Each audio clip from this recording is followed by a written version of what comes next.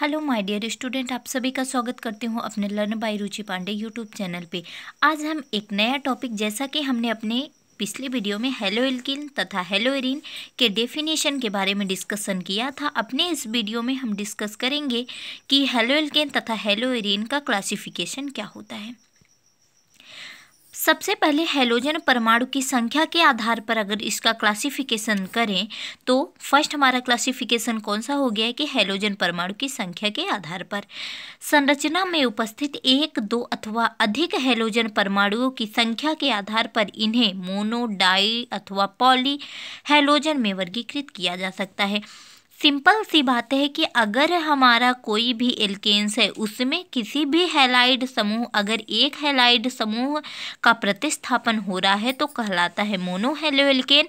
वहीं जगह अगर दो हैलोजन परमाणु का प्रतिस्थापन होता है, हाइड्रोजन के स्थान पर निर्माण होता है डाई हैलो एल्केन का, और अगर दो से ज़्यादा, तीन यानी कि ट्राई, टेट्रा, पेंटा आदि हैलाइड समूह का एडिशन हो रहा है तो वह पॉली हैलोजन के अंतर्गत आता है। जैसा कि हमने यहाँ पे एग्जाम्पल लिया है कि यहाँ पे तीन हैलाइड समूह जुड़े हुए हैं, इसलिए यह हमारा स्ट्रक्चर किस कैटेगरी के अंतर्गत आता है, ट्राई हैलो एल्केन के अंतर्गत आता है।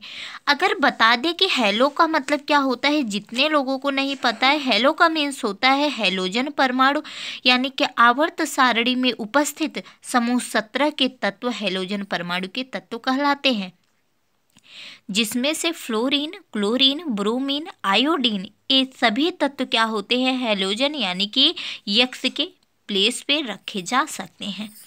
अब हम बात करेंगे हेलो एरीन का। अगर किसी एरोमेटिक हाइड्रोकार्बन में हैलाइड एलिफैटिक में हो रहा है तो हेलो एल्केन होगा, एरोमेटिक में हो रहा है तो हेलो एरीन होगा।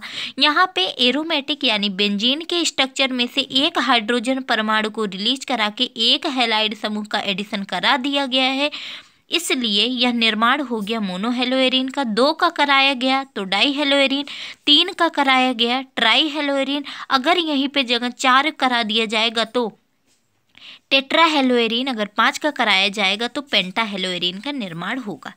अब क्या बोला गया आगे, मोनो हेलो एल्केन को उस कार्बन परमाणु के संकरण अवस्था के आधार पर पुनः वर्गीकृत किया जा सकता है।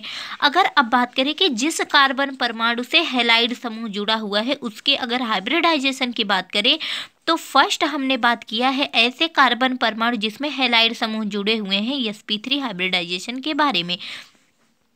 हमारा प्राइमरी यानी कि अगर कोई हैलाइड समूह एक एल्किल समूह द्वारा जिस कार्बन से हैलाइड समूह जुड़ा है, अगर वह एक एल्किल समूह से जुड़ा है तो यह प्राइमरी या 1 डिग्री कहलाता है, प्राथमिक कहलाता है।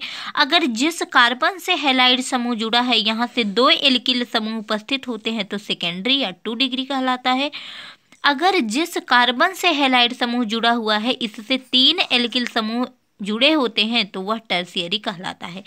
बता दें कि एल्किल क्या होता है, एल्किल का मतलब होता है कि अगर एल्केन में से एक हाइड्रोजन को निकाल दिया जाए निर्माण हो जाएगा एल्किल का।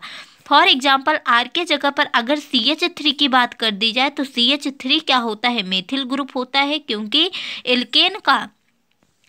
एल्केन में मेथेन का फॉर्मूला होता है CH4, एक हाइड्रोजन को निकाल देंगे तो मेथिल का निर्माण होगा। आगे हम सेकेंड कंडीशन की बात करते हैं, एलेलिक हैलाइड। इसमें बहुत ऐसे लोगों को कन्फ्यूजन होती है। एलेलिक हैलाइड क्या होते हैं, यह वे यौगिक होते हैं जिनमें हैलोजन परमाणु कार्बन कार्बन द्विबंध के समीपवर्ती sp3 संकरित कार्बन परमाणु से जुड़ा रहता है। यानी कि अगर 2 कार्बन कार्बन परमाणु है उनके बीच में डबल बॉन्ड होगा, इन दोनों कार्बन को छोड़कर थर्ड वाले कार्बन पर अगर हैलाइड समूह जुड़ा हुआ है तो वह एलेलिक हैलाइड के अंतर्गत आता है। जैसा कि यहाँ देख पा रहे होंगे, एक पॉइंट पे यहाँ पर कार्बन है, दूसरे पॉइंट पर यहाँ पे कार्बन है, थर्ड पॉइंट पे कार्बन से हैलाइड समूह जुड़ा हुआ है जिसमें कार्बन की हाइब्रिडाइजेशन कैसी है, sp3। अगर एरीन की बात करेंगे तो इसमें भी क्या हुआ है, एक कार्बन यहाँ पर इस एंगल पर, एक कार्बन इस एंगल पर, इन दोनों कार्बन के बीच में डबल बॉन्ड है। इन दोनों कार्बन को छोड़कर जो थर्ड वाला कार्बन है इससे हैलाइड समूह जुड़ा हुआ है, इसका मतलब यह भी स्ट्रक्चर हमारा एलिलिक हैलाइड के अंतर्गत आता है। तो आई होप फ्रेंड आपको समझ आया होगा। अपने अगले वीडियो में हम इसके नेक्स्ट टॉपिक का डिस्कशन करेंगे। Thank you for watching.